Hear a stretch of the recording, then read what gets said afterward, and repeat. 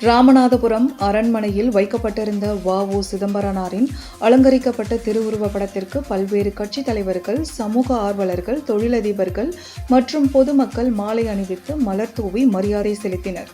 இந்த நிகழ்ச்சியில் ராமநாதபுரம் சட்டமன்ற உறுப்பினர் காதர் பாஷா, முத்துராமலிங்கம், ராமநாதபுரம் நகரமன்ற தலைவர் கார்மேகம், வெள்ளாளர் முன்னேற்ற கழக நிறுவனர் அண்ணா சரவணன், ராமநாதபுரம் மாவட்ட வெள்ளாளர் முன்னேற்ற கழக தலைவர் அஜித்குமார் உட்பட பலர் கலந்து கொண்டனர்.